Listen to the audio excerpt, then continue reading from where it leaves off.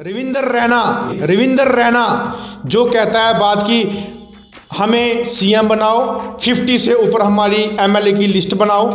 मैं कहता हूं लिस्टों को छोड़ो, बहुमत को छोड़ो, पहले अपने लोगों के प्रति आ जाओ, उसके बाद अपनी सत्ता और अपने सीएम बनने का सपना और 50+ एमएलए बनने के सपने सोचो। कि लोगों के काम करोगे तो लोगों के वोट पाओगे, लोगों के साथ इंसाफ करोगे तो लोगों का साथ पाओगे। अगर आपके पास पावर है तो आप उसका मिसयूज कर सकते हो, पावर नहीं है तो आप उसको दबोच सकते हो। एक गृह मंत्री बनने से या एक प्राइम मिनिस्टर बनने से, एक मिनिस्टर बनने से हिंदुस्तान को वो गुलाम नहीं कर सकते। हिंदुस्तान के लिए हर एक आम आदमी हिंदुस्तान का नेता है, हिंदुस्तान का लीडर है, हिंदुस्तान का प्राइम मिनिस्टर है और हिंदुस्तान का गृह मंत्री है। ये इन्होंने किस चीज का डेवलपमेंट किया, कहां का रोजगार दिया? ये जुमले, ये बेवकूफ बनाना जम्मू कश्मीर को, नचाना जम्मू कश्मीर को बंद कर दो। अगर यहाँ के लीडर अगर हमारे साथ हैं तो हमारा साथ शाना बशाना आके चले और हमारे जम्मू एंड कश्मीर को आबाद करने की बात करें। 33% हो, चाहे 58 हो, चाहे 90% हो, अगर कोई पास आउट होके अगर 12th में आगे बढ़ना चाहता है तो आप कोई नहीं होते उसको रोकने वाले। अगर आपको यूथ के साथ खिलवाड़ करना है तो उनको झूठे आश्वासन मत दो, उन झूठे वादे मत दो। हमेशा युवा के साथ खड़ा हूँ, रहूंगा और उनकी आवाज को हमेशा बुलंद करूंगा। आपके पास पूरी हिंदुस्तान की पावर है, आप कुछ भी कर सकते हो यहाँ पे जम्मू एंड कश्मीर यूटी में, क्योंकि जम्मू एंड कश्मीर यूटी जो आपने बना दी है वो सेंटर के अधीन है। कहाँ की हमारी डेमोक्रेसी और कहाँ का हमारा हिंदुस्तान है। बात ये हिंदुस्तान और देशभक्ति की करते हैं और जो काम करते हैं ये उसके बिल्कुल खिलाफ करते हैं। हमारे देश को बर्बाद मत करो, इसको आबाद करने की कोशिश करो। बार बार बोल रहा हूँ आपको प्यार नहीं है लोगों के साथ, आपको प्यार है अपनी सत्ता और अपनी कुर्सी और अपनी सरकार के साथ, बस। जमा डोगरी मैं अक्षय सागर और आप देख रहे हैं रफ्तार जम्मू। चंद पलों की गुफ्तगू और सच से करवाएंगे रूबरू। रफ्तार जम्मू के माध्यम से आज हमारे साथ बातचीत करने के लिए मौजूद हैं human right council of India JNK UT के प्रेसिडेंट सन्नीकांत चिव जी। सन्नीकांत चिव जी, रफ्तार जम्मू में आपका हार्दिक स्वागत है। बहुत बहुत शुक्रिया आपका रफ्तार जम्मू चैनल का और आपका सागर साहब की, क्योंकि आप हमेशा हमारे लोगों की जो आवाज़ है, जो हमारी आवाज़ को लेकर आप आगे बढ़ते हो, और क्योंकि गरीबों की आवाज़ उठाना यही इंसानियत का फ़र्ज़ है। सन्नीकांत जी, पिछले दिनों आपने देखा कि एक सरकारी रैली की गई जम्मू में। अमित शाह जी मुख्य अतिथि के रूप में उपस्थित थे। सरकारी रैली थी और काफ़ी तादाद में वहाँ पर लोग भी उपस्थित थे। वहाँ पर कोरोना नहीं था, क्योंकि कोरोना शायद वहाँ जाने से डर गया होगा, क्योंकि जिस तरह से गवर्नमेंट की गाइडलाइन आई हुई है कि अगर आपने थिएटर खोलने हैं तो 25% कैपेसिटी से खोलें, स्कूल बच्चों के लिए बंद हैं, लेकिन सरकारी रैली में बेहिसाब लोग जितने मर्जी आ जाएं, किसी को कोई प्रॉब्लम नहीं। अच्छा, ये सवाल हमारा ये है कि अमित शाह जी ने जो जम्मू में रैली की उसे आप कैसे देखते हैं? देखिए, अमित शाह जी जम्मू कश्मीर में आए, ना कि जम्मू में, कश्मीर में भी गए, जम्मू में भी आए। उन्होंने आके यहाँ पे 370 जो आर्टिकल हमारा तोड़ा, उसके बाद यहाँ पे उन्होंने आके दौरा किया, खुद भी उन्होंने बोला, और यहाँ पे लोगों को आश्वासन दिया कि भाई मैं 370 तोड़ने के बाद यहाँ पे आया और यहाँ पे आके मैंने क्या देखा, लोगों का प्यार, लोगों का जज्बा। लेकिन जज्बा देखा सिर्फ उन्हीं लोगों का जो उनके साथ चलने वाले हैं, लेकिन जो ग्राउंड सिचुएशन है, जो मौके की नज़ाकत है, उन्होंने वो चीज़ नहीं देखी। साथ में ये बोलना चाहूँगा, आपने बात की कोरोना का गाइडलाइंस या उनकी इंस्ट्रक्शन सिर्फ ओनली फॉर मजलूम या गरीब लोगों के साथ होती है, जहाँ की जो लाचार, जो मतलब कि जिनकी तानाशाही जिनके ऊपर चलती है, उन्हीं के साथ होती है। जो सत्ता पे बैठे इस टाइम, यानी कि हमारी सेंटर की गवर्नमेंट या हमारे बीजेपी के जो भी हैं, उनके पास नहीं चल सकती, क्योंकि उनको पता है कि उनके सेंटर के जो गृह मंत्री हैं वो आए हुए हैं। अगर इनके साथ हम ऐसी बात करेंगे तो क्या पता हम पे भी कोई कार्रवाई हो सकती है।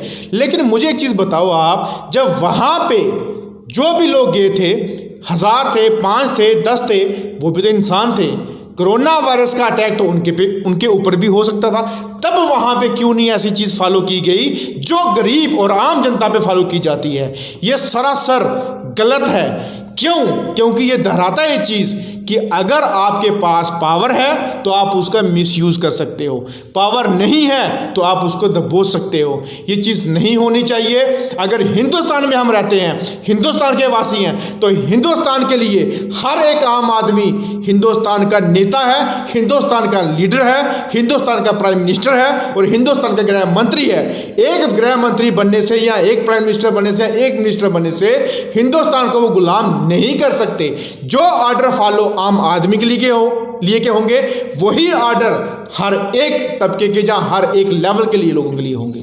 सनीकांत जी, जिस तरह से अमित शाह जी जम्मू आए तो डेली बेसिस ने एक उम्मीद लगाई थी। अमित शाह जी ने काफ़ी सारे बातें की और उसमें एक बात उन्होंने ये कही कि हम जम्मू में नई नौकरियां देंगे। भले कुछ पता नहीं कितने लाख या हज़ारों के हिसाब से उन्होंने बोला, लेकिन उन रेजली वेजरों का क्या जो पिछले 26, 27, 28 सालों से लगे हुए हैं, जदोजहद कर रहे हैं, कई मर खप गए इसी चक्कर में। और एक नया आपने देखा कि हमारी जम्मू जो स्टेट है अनएम्प्लॉयमेंट में हिंदुस्तान में सबसे नंबर 1 पर हो गई है। इस समय हमारे जम्मू कश्मीर में 21.6% अनएम्प्लॉयमेंट है। इसे आप कैसे देखते हैं? देखिए, पहली बात मैं आपको ये चीज़ बोलना चाहता हूँ आपके चैनल के माध्यम से अक्षय जी, कि आपको मैं बताऊँ कि हमारे जम्मू एंड कश्मीर से 5 से 6 साल पहले 6% हमारी जो है अनएम्प्लॉयमेंट रेट दर्ज की गई थी। लेकिन अब 2021 में यानी कि 21.6% जो है वो अनएम्प्लॉयमेंट जो है हमारी अपनी रेट है, रिकॉर्ड है, वो दर्ज किया गया है। मुझे बताइए इन्होंने किस चीज़ का डेवलपमेंट किया? हमारे यहाँ पे रोज़गार के वादे किए जाते हैं। मुझे बताइए कुछ डिपार्टमेंट्स में जो लोग यूथ जो लगे थे उनको निकाल के रोड पे लाया गया, जो बेचारे प्रोटेस्ट करके अपने हक के लिए लाठियां खा के रोडों पे बैठे थे। आपने भी उनकी न्यूज़ें कवर की होंगी, क्योंकि आपको पता है कई सौ कई हज़ारों की अपना तादाद में लोग रोडों पे आके अपने हक के लिए डिमांड करते थे। कहाँ का रोज़गार दिया? ये जुमले, ये बेवकूफ़ बनाना जम्मू एंड कश्मीर को, नचाना जम्मू एंड कश्मीर को बंद कर दो।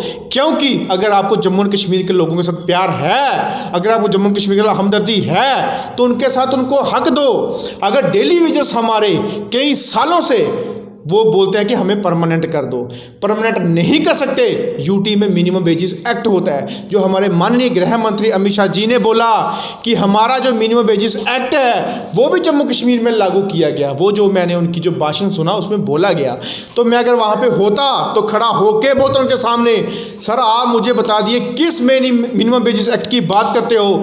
225 रुपये पर डे के हिसाब से हमारा डेली वेजेस जो है वो आज जो है पैसे ले रहा है, और मिनिमम वेजेस एक्ट जो होते हैं वो ना कि 6750 रुपीज़ है, वो 18-17 हज़ार के करीब मिनिमम वेजेस एक्ट के अंदर पैसा आता है, जो स्किल्ड और अनस्किल्ड जो है अपने डेली वेजेस वो जो जिसमें आते होंगे वो उनको पैसा मिलता होगा। लेकिन ये झूठ बोलना, हमें एक मतलब कि बोलते हैं ना, एक मतलब कि ग्राउंड लेवल के ऊपर परत बनाना, वो मत बनाइए। अगर यहाँ के लीडर अगर हमारे साथ हैं तो हमारा साथ शाना बशाना आके चले और हमारे जम्मू एंड कश्मीर को आबाद करने की बात करें, ना कि जम्मू कश्मीर को बर्बाद करने की बात करो। अगर आपको यूथ के साथ खिलवाड़ करना है तो उनको झूठे आश्वासन मत दो, उन झूठे वादे मत दो जो कि आप इलेक्शन में उनको यूज़ करके इलेक्शन जीतने के बाद उनको वही रोडों पर आपको नचाया जाता है, क्योंकि वही यूथ प्रोटेस्ट करने के लिए मजबूर, और वही लोग प्रोटेस्ट करने के लिए मजबूर होके रोडों पर अपने मोहल्लों में अपने प्रेस क्लब के बाहर आके आपके लिए आपके धरना प्रदर्शन करते हैं। भाजपा प्रमुख जम्मू के जो भाजपा के प्रेसिडेंट हैं रविंद्र रैना जी, उन्होंने एक बयान दिया कुछ दिन पहले, प्रचंड बहुमत के साथ भाजपा जम्मू में सरकार बनाएगी जम्मू कश्मीर में, और chief minister Bharatiya Janata party से होगा, और पहली कैबिनेट में डेली वेजेस का मसला हल कर दिया जाएगा। आपको क्या लगता है ये संभव हो सकता है? मुझे एक बात बताइए, सेंटर में सरकार बीजेपी की है, सेंटर में सरकार बीजेपी के होने के नाते रविंद्र रैना जो कहता है बात की हमें सीएम बनाओ, 50 से ऊपर हमारी एमएलए की लिस्ट बनाओ, मैं कहता हूं लिस्टों को छोड़ो, बहुमत को छोड़ो, सबसे पहले इन लोगों की तरफ सोचो। पहले अपने लोगों के प्रति आ जाओ, उसके बाद अपनी सत्ता और अपने सीएम बनने का सपना और 50+ एमएलए बनने के सपने सोचो, क्योंकि लोगों के काम करोगे तो लोगों के वोट पाओगे, लोगों के साथ इंसाफ करोगे तो लोगों का साथ पाओगे। ये बातें बोलना, अगर आपको इतना ही बार बार 50+ यहाँ की आप बोलते हो कि ये चीज़ अपना सीएम हमारा बनेगा, सीएम हमारा बनेगा। ओ भाई साहब, सीएम को छोड़ो, पहले लोगों के लिए जो उनका दर्द है उसको समेटो, उनके पास आके उनकी मुश्किलें हल करो, उसके बाद सीएम, उसके बाद अपनी 50+ सरकार एमएलए है वो बनाने की बात करो। और आपके पास अगर सेंटर की सरकार बीजेपी की है, आप भी बीजेपी के हो, आपके पास पूरी हिंदुस्तान की पावर है, आप कुछ भी कर सकते हो यहाँ पे जम्मू एंड कश्मीर यूटी में, क्योंकि जम्मू एंड कश्मीर यूटी जो आपने बना दी है वो सेंटर के अधीन है, सेंटर के अंडर है, कुछ भी ऑर्डर हो सकता है, वो पास करवा सकते हो, आपके पास पावर है। ये लोगों को गुमराह मत करो। अगर आप, मैंने फिर बार बोल रहा हूं, आपको प्यार नहीं है लोगों के साथ, आपको प्यार है अपनी सत्ता और अपनी कुर्सी और अपनी सरकार के साथ, बस। सनीकांत जी, जिस तरह से 12th पास बच्चे हैं उन्हें एडमिशन नहीं मिल रही, काफ़ी जगह पर हम देख रहे हैं कि एक, वो बोलते हैं ना कि एक ट्रेंड चल पड़ा है या एक प्रोटेस्ट मौसम सा बन गया है जम्मू शहर में। आपको क्या लगता है कि जो जम्मू की युवा पीढ़ी है उसके भविष्य के साथ खिलवाड़ किया जा रहा है? देखिए, मैं हमेशा युवा के साथ खड़ा हूँ, रहूँगा और उनकी आवाज़ को हमेशा बुलंद करूँगा, क्योंकि जब भी हमारे साथ, यानी कि हमारे युवा के साथ अत्याचार हुआ है तो हम हमेशा उस अत्याचार के खिलाफ खड़े हुए हैं। क्योंकि युवाओं के साथ आपने बात की, 10th 12th जो भी हमारी कॉलेज की जो एडमिशन्स थी, वहाँ पे इन्होंने लिमिट्स बनाना शुरू कर दी। यार, पढ़ना हक एक आदमी को है, क्योंकि राइट्स है हमें पढ़ने का, राइट्स टू एजुकेशन। हिंदुस्तान में अगर एक्ट लागू किया है तो आप कौन हो सकते हो, चाहे 33% हो, चाहे 58 हो, चाहे 90% हो। अगर कोई पास आउट होके अगर 12th में आगे बढ़ना चाहता है तो आप कोई नहीं होते उसको रोकने वाले, उसको एडमिशन देना आपको हक है। यहाँ पे तो जम्मू कश्मीर में ये देखा जा रहा है कि एडमिशनें भी इन लोगों ने बंद कर चुके हैं, एडमिशनें भी, इनका एडमिशन जो है वो बंद कर दिया है। क्यों? क्योंकि यहाँ पे लिमिट्स और क्राइटेरिया देखा जा रहा है। ये कहाँ की हमारी डेमोक्रेसी और कहाँ का हमारा हिंदुस्तान है। बात ये हिंदुस्तान और देशभक्ति की करते हैं और जो काम करते हैं ये उसके बिल्कुल खिलाफ करते हैं। क्योंकि अगर आपको देश के बच्चों से प्यार है तो देश के जो बच्चे, जो भविष्य है उनका, उनकी एजुकेशन कम से कम वो तो दो, नौकरियां तो उसके बाद मिलेंगी, पहले एजुकेशन तो दो। मैं आपको बोलना चाहूँगा आपके चैनल के माध्यम से, हमारे बॉर्डर एरिया के लड़के जो सरकारी स्कूल में बच्चे जो पढ़ते हैं, पिछले 2 साल कोरोना के चलते हुए जो भी अपना ऑनलाइन स्टडी का प्रोसीजर था वो सिर्फ प्राइवेट स्कूल में था, वहाँ पे जहाँ पे पैसा चलता था। लेकिन जो कि इन्होंने वहाँ पे एक भी गवर्नमेंट स्कूल को ऑनलाइन स्टडी देने का प्रावधान नहीं रखा, जिसके चलते 2 साल हमारे एजुकेशन यानी कि सरकारी स्कूल के गरीब घर के बच्चे, उनका भविष्य बर्बाद हुआ है। उसकी रिस्पॉन्सिबिलिटी कौन लेगा? मुझे बताइए, उनका भविष्य है कहाँ पे? सनीकांत जी, आखिर में रफ्तार जम्मू के माध्यम से कोई मैसेज देना चाहते हैं? देखिए, मैसेज मैं एक देना चाहता हूँ कि चाहे जम्मू एंड कश्मीर हो, चाहे हिंदुस्तान हो, हम हिंदुस्तान के वासी हैं और हम उस इंसान के भगत हैं जिसने हिंदुस्तान को आज़ाद करने के लिए अपने आप को और अपने कई साथियों को कुर्बानी में चढ़ाया। वो हमारे शहीद भगत सिंह, चंद्रशेखर आज़ाद, राजगुरु जैसे हमारे वीर, जो शूरवीर थे, शहीद, उन्होंने अपने देश को आज़ाद करने का जो सपना लिया था वो सपना साकार हुआ।